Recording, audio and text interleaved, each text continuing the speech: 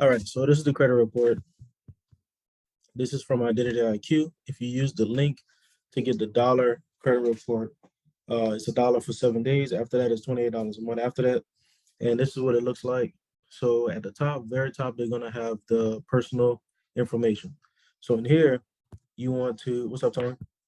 In here, you want to, hey everybody, if y'all not on the Zoom call, they should have a Zoom call, a link in the group.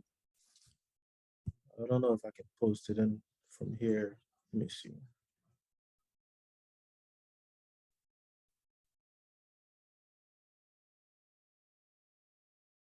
Yeah, I guess I can't post it from here.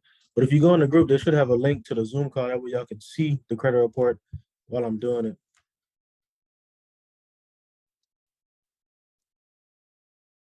What's up, everybody? I see y'all coming in. If y'all not on the Zoom call, y'all can get on the Zoom call. That way y'all can see this credit report while I'm going through it. I can't do it on the phone in the group, but I'm on Zoom right now, so y'all should be able to see it on there. All right, so at the very top of the credit report, they got the personal information. Now, this information is important as well because the information on your credit report is attached to those names. So I always mention that if you look at that area, and you see some names or some um, addresses and stuff like that that's misspelled, your name misspelled, the address might not be yours, or it's an address from a long, long time ago, you want to remove that stuff off your credit because that's attached to these open accounts. If it's a negative account, you want to remove it because as soon as you remove that name or as soon as you remove that address, now that account really doesn't have a place to be on your credit report. That account has that old name on there, that misspelled name with the wrong letters and stuff like that, or it's just not spelled completely. Like one on my credit report, they had one. My middle name is Shandun. They had SHANND. That's not my middle name. I don't know why that's on there. So because of that, I removed that name. So that's those little things you want to check that area first. That's your personal information. It's gonna be at the very top of the credit report. And after that, if you're looking at the same reports that I typically get all my clients to look at, you're gonna see the FICO score next. So it's gonna just show you what your scores are, TransUnion, Experian, Equifax, and your lender ranking. So when you're looking at your credit scores, there's a certain range that people typically look at. So like let's say six. I can't remember it exactly. I posted it in the group though. But if you had 600 to like 680 or something like that, then it's fair credit. 680 to 720 is good. 750, 720 to 850 is great or excellent credit. Something like that. But your credit score ranges from 300 to 850. What's up, Johnson? So after that, if you're looking at this credit report, every credit report doesn't have this. But if you're looking at this credit report, it's going to show you the risk factors after that. So the risk factors just tell you what's going on your credit that um makes people think that you're risky to lend money to. So one of the spots I just read from the sample, it says recent collection. So even if you don't understand your credit report good, you can still just look at the risk factor section, and then you can see like what are other people going to think of when they look at my credit report just by looking at this risk factor section. It also says recent missed payment, short revolving history, negative items on your credit. So little things like that. Even if you couldn't understand your credit report, pay $1. You can get that and just look at the risk section, and then you can tell what's going on with your credit because it's going to tell you if your accounts are. It's going to tell you if your accounts are too new. It's going to tell you if you have older accounts, if you have derogatory accounts. It's going to tell you all of that stuff. So you want to check that out. Check out the risk factor section. And then you scroll down and it's gonna have a summary of your accounts. So iPad, I don't know your name, but if you're just getting on here, this is just the sample credit report that I mentioned. So if you got it, if you went and got that link, you can download your report right now and you can look at it. It's gonna show you the exact same way that I'm going through this credit report. So in this section is the summary section. Can a charge off come off if it's verified? Really, when you start understanding the real estate laws, you are the only one that can really verify your debt. So when they send you a letter back saying that it's verified, first of all, they got to tell me how you verified it. They're gonna all the time, every single time you send a letter, they're probably gonna say it's verified because most people give up after that first time. And y'all got to understand these credit reporting agencies is very crooked. They're so scammed. They're so um, fraudulent. There's some super fraudulent businesses. They're really scammy. So when you send a letter, these this how these people get paid. These are not government companies. You and I can go start a business just like them tomorrow. So when you send a letter to them, and in their mind, they know that if they remove this off your credit, they're losing money. So they're going to keep it on your credit as long as they can. So when you send a letter and say it is verified, they really didn't do the work to verify it. So I'll tell you, like let's say AT&T, I always talk about AT&T for some reason. But when AT&T sends you it puts a collection on your credit. First of all, they probably sell it to somebody else. So AT&T sold it to what's a good one? Portfolio Recovery. Portfolio Recovery bought it from AT&T. You owed AT&T like $500. Portfolio Recovery bought it for like $10. So they're gonna call you and mail you and say this is attempt to collect the debt. You owed AT&T $500, but we can settle today. Well, with all your fees, you got $600 in fees now. We can settle today for $400. They only paid $10 for it. So when you pay more than that, they making profit. But when you send them a letter, and they're going to come back and say it's verified. Typically, because when they say it's verified, now they don't have to. Most people are going to give up after that first letter, so they know all we got to do is send this letter and then we good. So most people are not going to send three, four, five, six, seven letters. They discourage after the first verified. When really, they didn't do the work to verify it in the first place. So a lot of times, what they do is they're called secondary bureaus. They'll contact these other bureaus and see because they collect. It's so crazy, but all of these different places collect so much information about us. Um, and this is what they don't portfolio recovery won't go back to AT&T. They'll go to a place like LexisNexis or CoreLogic, and then they'll ask them, "Hey, is this information correct?" And that person is going to say yes. When really they're supposed to go all the way back to AT&T. So when you start disputing things on your credit, you want to opt out of the secondary bureaus. There's gonna be SageStream, LexisNexis, ARS, Innovis, all of those places. You want to opt out of them first and before you start sending your letters, because it's gonna make it harder for them to verify your information or say that they verified. And then if they do come back and say it's verified, which they typically will do, then you want to ask them, what is your method of verification? Who did you talk to? What time did you talk to them? What number can I reach them at? Show me the original application with my signature on it. And a lot of times they're not gonna have all that stuff. Like I said, you owed AT&T. What's up, AJ? You owed AT&T, but AT&T sold it to Portfolio Recovery. AT&T had all the information. Portfolio Recovery doesn't most of the time. So when you say send me the original application, and that's not the original contract, that's the original application when you first walked in and said, can I possibly get some money? That first application, that's what I want. And if you don't have that, remove it off my credit. And you don't have to go to them and send your letters and be like, please remove this off my credit. No, remove this off my credit today. You are breaking so many laws because really, and I'm gonna start rambling, but there's a law called the permissible purpose. So is y'all can look this up if y'all writing stuff down. It's 15 USC. That's United States Code 1681, and the letter B as in boy. I'm gonna put it in the chat too. It's 15 USC 1681B. It's called permissible purpose.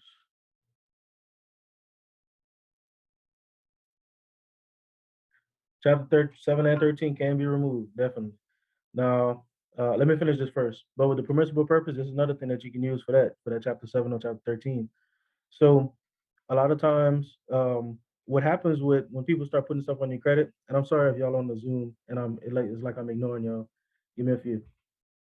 But when you're when you go to put something, when you go to apply for something like a car, when you sign the application, they have to have your permission. They have to physically have a paper, a document where you sign it and say you can report this on my credit. So if they don't physically show you that and you just sign for something, they can't put it on your credit because they have to have your permission. They have to have your permissible purpose to put it on your credit. So once you start looking up that law, and you can Google this information, this really is all over the place. People just don't know about it. So you can Google that, and it's going to tell you that they have to have your written permission to put stuff on your credit. Now, a lot of times somebody's going to say, well, what if it's in a fine print? You know, those little contracts, they got all these little small words that you can't really read and they don't tell you about. Okay, that's fine if they have it on that paper. But then TransUnion, Experian, and Equifax, they don't have your written permission. Ford do or Chevy do. So still, when they're reporting it, it's still inactive. They still can't report it on your credit. So once you start putting stuff like that in your letter, and that goes for the Chapter 7 or 13 too, they don't have your permission to put that stuff on your credit. Now I'll put another one. Really, when it comes to credit, we really the ones in control. We really got all the power. Hey, where to put it? So that 15 USC 1681A number 4, that's called your right to privacy. So us as consumers, we have a right to privacy. If we feel like something on our credit report is infringing on our right to privacy, like it's invading our privacy, then they need to remove it off our credit. Really, we have all the power.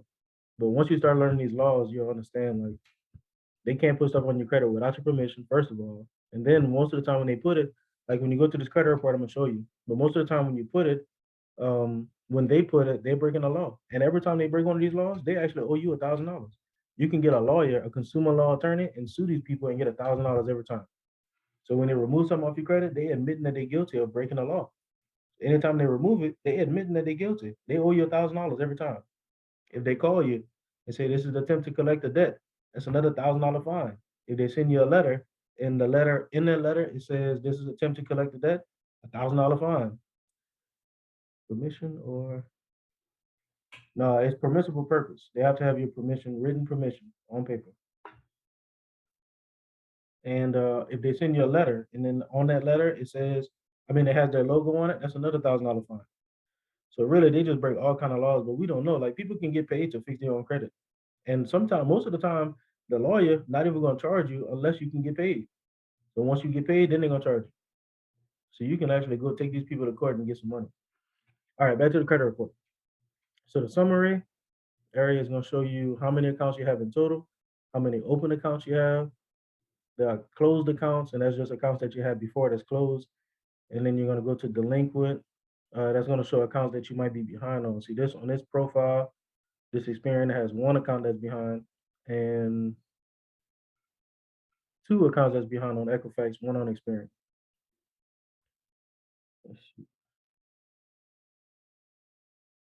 Yep. I was only adding to your statement with your permission or your silence, they will report. Yep, exactly. Yep. See, AJ know his stuff.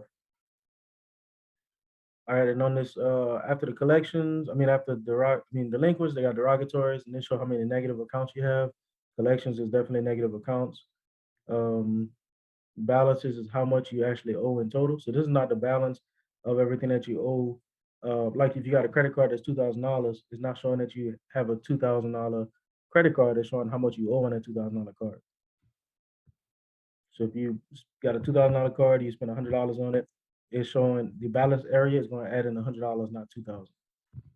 The payments is if you have payments on something that's due, that comes due every month, then it's going to show how much payments you're making. Public records is going to be if you have like a um, child support or bankruptcy or some kind of liens or something like that. When really, like I said, all of that stuff is not supposed to be on your credit. They actually passed a law saying that liens cannot be on your credit anymore. So if they have that on there, a lot of times, like I said, they gonna do whatever they can to get that money to pay to report on your credit and get some money. So it's probably gonna still be on there, and you're gonna have to get it removed. After that, the inquiries, and it says 2 years right here because inquiries stay on for at least 2 years on your credit report. Unless you call her, you can actually call her and remove it over the phone. All right, so now we're gonna go to account history, and this is gonna be you're gonna start seeing positive and negative accounts. So this account right here is a negative account, and you see all these blank spaces right here. These blank spaces just show that. So there's another law called maximum possible accuracy, and whenever you look that up, it's going to tell you that they have these credit reporting agencies, TransUnion, Experian, and Equifax. They have to make sure that they're reporting stuff on your credit with 100% maximum possible accuracy. So when you look at this, you can actually remove this account just because what's up, Delisa? You can remove this account just because the account number is not 100% there. You can't say this 100% accurate because I can't see the numbers. And see this part right here, it says account type. This says open account. This says collection.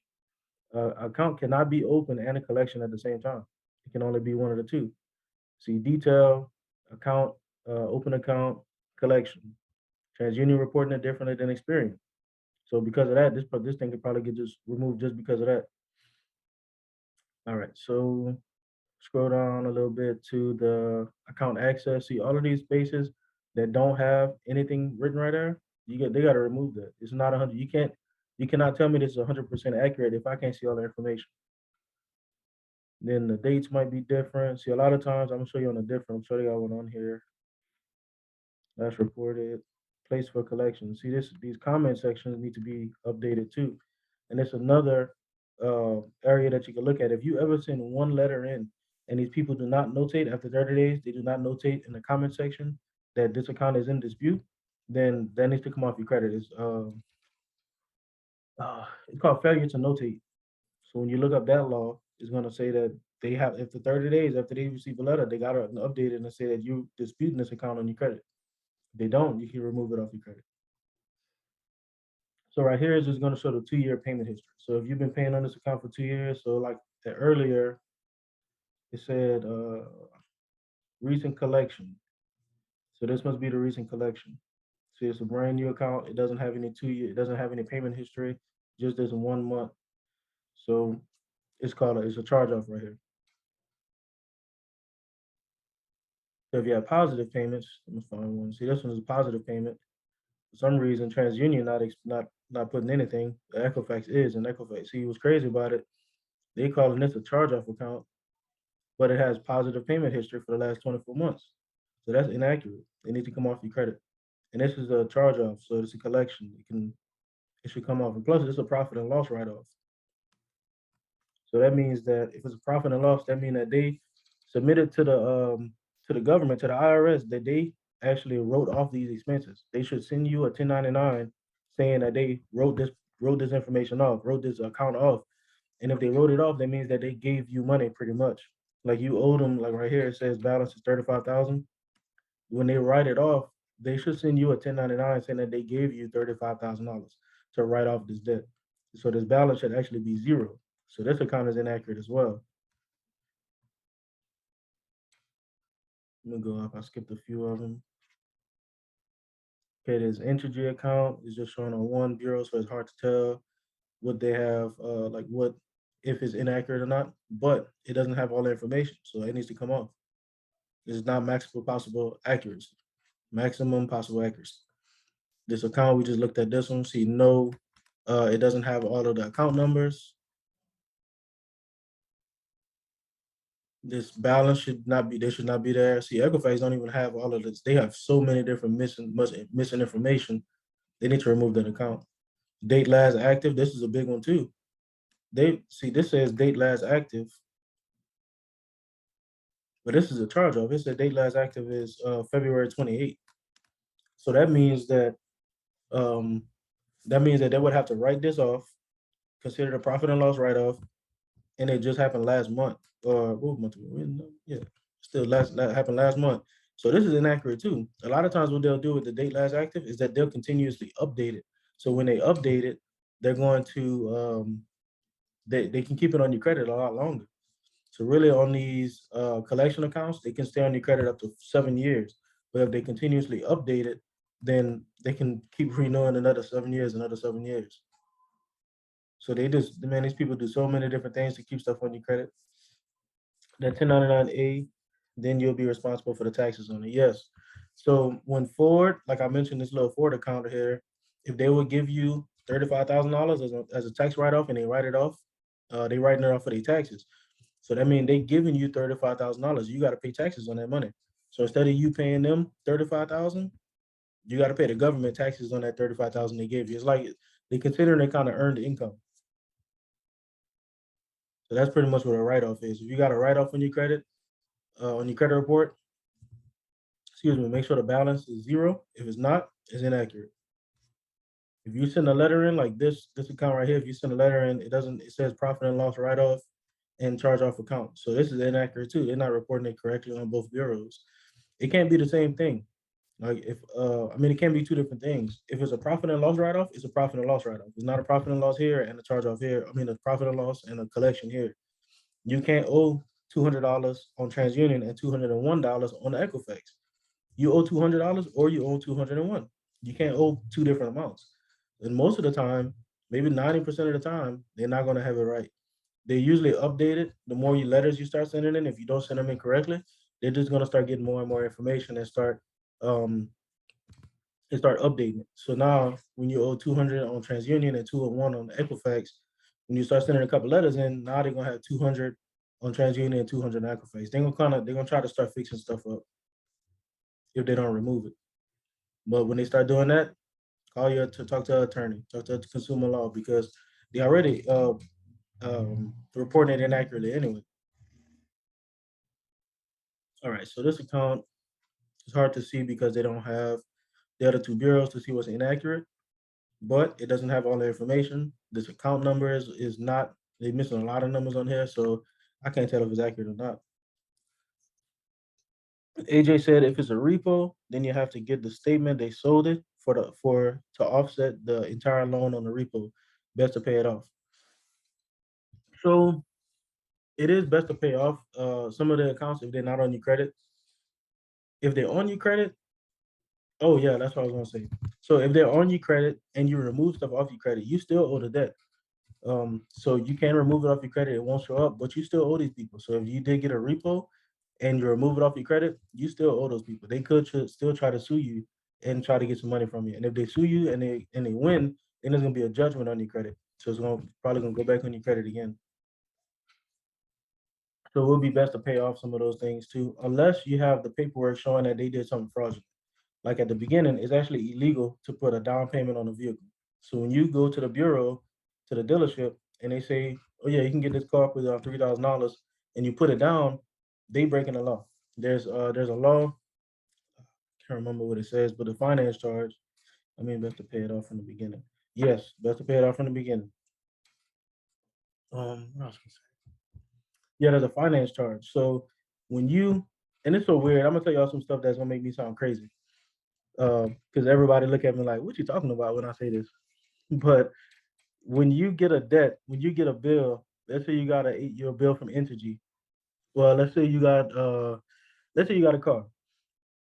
When you got the car, you finance the car for $20,000 or whatever it is. So on your bill, they're gonna send you a bill for like whatever your monthly payment is. Let's say $600. But when they send you the bill, it's gonna be in the positive. So if I'm paying you money to pay off a debt, why is my debt in the positive? So when you think about it, if I walk up to you and ask you for $200 and you give it to me, excuse me, now I'm in the negative with you. I owe you $200. So if you send me a bill, it's gonna show negative $200 or negative 200 in your account. But when they send you a bill, it's in the positive. How do you pay off a positive balance? You can't. You cannot pay off a positive balance. Really, what happens is when we're born, there's a trust set up in our name with millions of dollars in it that we don't know nothing about, and we don't have access to it. So when we get these things, their stuff is already paid off. It made me sound crazy, huh? I know, but the stuff is already paid off. So really, it's already financed by the money that's attached to our name. When we are born, it's just so weird. It's weird to even talk about it because most people are not gonna understand that. But just think about that. If you owe somebody some money, yes sir, yes sir. But if you owe somebody some money, they in the negative with you. They're not in the positive. Birth certificate and social security number card. Yes, yep. It's crazy. Like they make us some. We like the property of the United States. Not even human beings. We're the property. That's why I don't classify myself as a citizen, because a citizen means like you're owned by something or you're a part of something. Like if I walk in Walmart, I'm not a citizen of Walmart. I'm a consumer. I'm going in there to do business. We are consumers according to the law. We're consumers of the United States. We're not citizens. This is weird. Y'all have to start looking this stuff up. All right, so we'll skip to this account, skip down. This is a positive, no, it's a negative account too. See, this is crazy because Equifax is the only one reporting this account. Oh, actually, yeah, it's reporting a different. See, this account is the same place with different account numbers.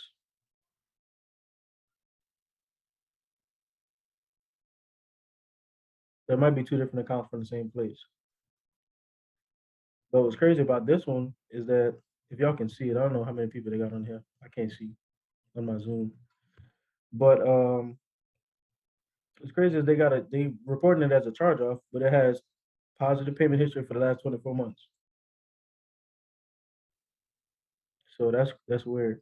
That's inaccurate. They need to come off. It is the positive accounts. Once you scroll down enough, you'll see positive accounts. See this one, this positive account don't even have account number, it just got an X on it. So if you wanted to, you could remove positive stuff off your credit too.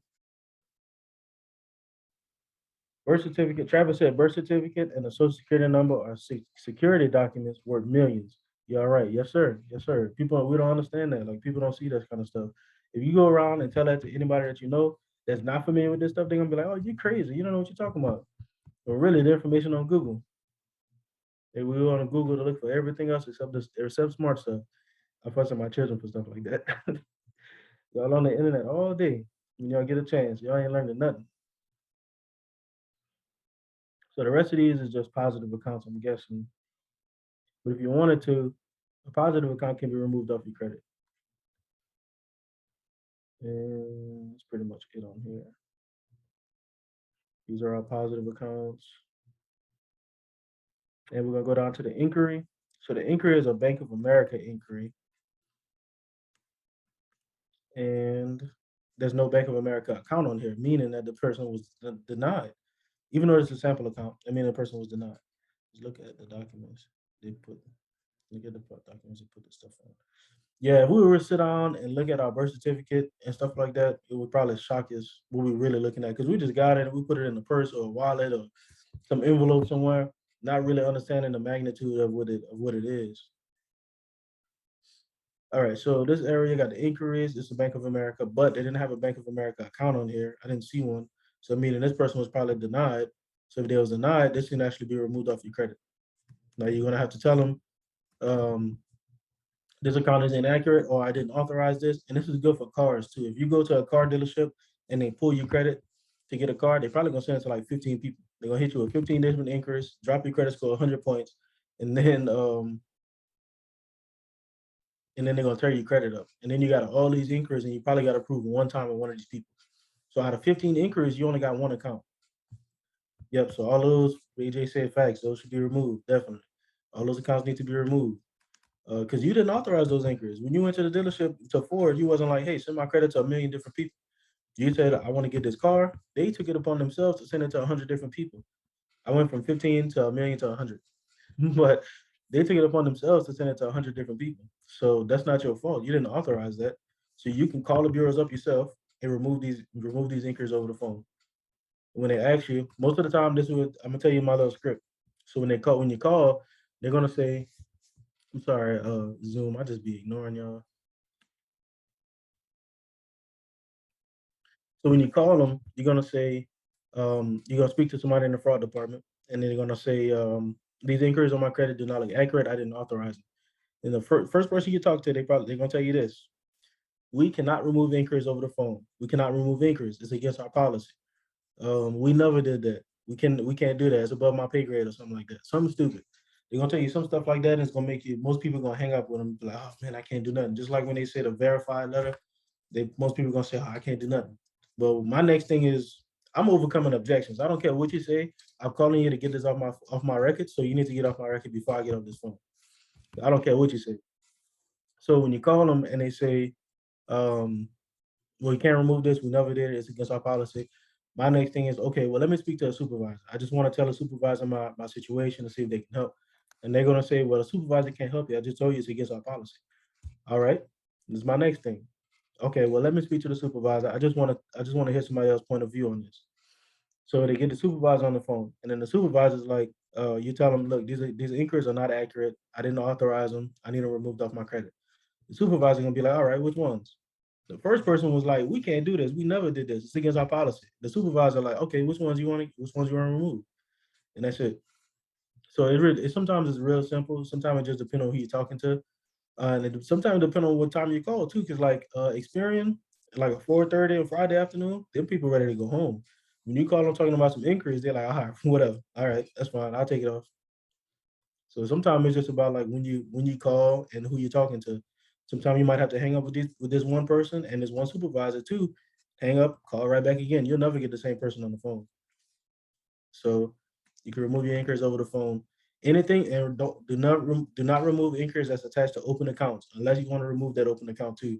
Because if you have a positive account like a credit card that's 2 years old or 1 year and 11 months, and you remove the inquiry, they could close that card too. So you only want to remove accounts that's business credit, like if it's a business line of credit, business credit card is not reporting to your personal credit, then you can remove those inquiries. If you got denied, you can remove those inquiries too. And this is the public information section on this credit report. So right here, they're gonna have if you have any public records, like if you have like child support or um, judgments or bankruptcies or something like that, then if they considering it public information, well, really there's no such thing as public information for a consumer, then it'll be showing up right there. But like I said, if you feel like it's against your right to privacy, that law that I put in there, then you can remove it off your credit. There's no such thing as public information for a consumer. So right under that is going to have your creditor contacts, and that's just going to be the people who they put on your credit. This is going to be how to contact them. So some of these people they should have phone numbers, um, and they should have an address where you can reach them because you should easily be able to talk to these people and say this account is inaccurate on my credit. So like this account kickoff is showing up on here twice, which I only seen it on the report one time, so it's probably a duplicate. It might have two accounts on here. I'm not sure. But yeah, so on this area, you should be able to reach out to these people and tell them um, this account is inaccurate. I need you to fix it.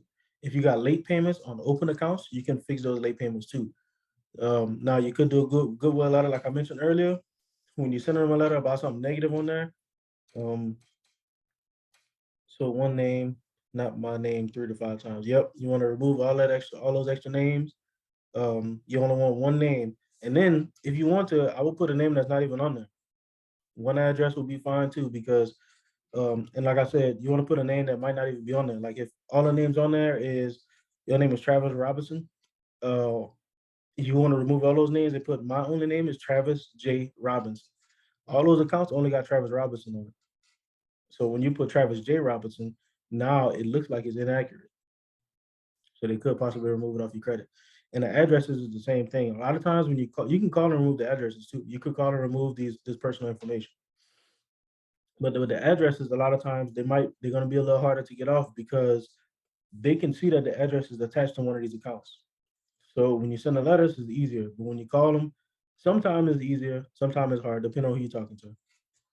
But you should remove the addresses too, because like I said, those are attached to accounts too.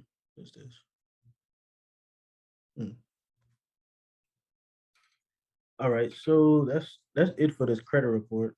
Did y'all have any questions for me?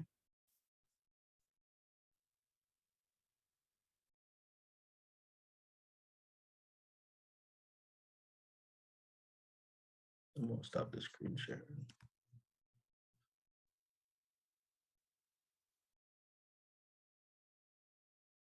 All right, anybody have any questions for me? Y'all seen anything on your credit report? Late fees, how far back? So if you see it on the credit report, then especially well, if you see it on the credit report, you're gonna know. But most of the time, like you're not even gonna be able to see credit late fees that's over 2 years old. Because most of the time on the credit report, it only shows 2 years. So when you're sending it, when some people are pulling it, they might not see a late fee that's like 4 years old or something. But if it is, then you want to send a goodwill out. I'm sorry, I was about to say that. I mentioned earlier when you call in to remove stuff on your personal credit, like you're trying to remove a collection or an inquiry or something like that, or when you're sending a letter in, you don't want to be like, please remove this. You want to say, remove this off my credit, and I demand that you remove this off my credit. But when it comes to late fees and stuff like that on open accounts, then you gotta be a little nicer with those because well, first you can ask them to verify it. If they can't verify it, then well, the first thing I would do on a late payment is ask them to remove it. So you can do a goodwill letter. If you don't have too many, like if you got four different um, late payments in a row, that's gonna be kind of hard to remove. But if you only got one or two every now and then, one every now and then, or you got two in a row or something like that, then you can send them a letter. The goodwill letter is gonna say, We had this financial struggle, whatever it is. Um, excuse me. Sometimes you can talk to the CEO of the company too. You can send them a letter and say, "Look, man, we had this financial situation back a while back. This stuff got on my credit. I couldn't pay my bill or whatever. Can you please remove this off my credit? Can you please fix this to where it looks like it's positive? Can you please help me out?" Something like that. That's the only time we can you please them. That's the only time. Besides that, I demand that you take this off. But yeah, you can remove late payment, late fees, um, late payments. What's up, y'all? Got any more questions for me? Business credit, personal credit, funding. What y'all got?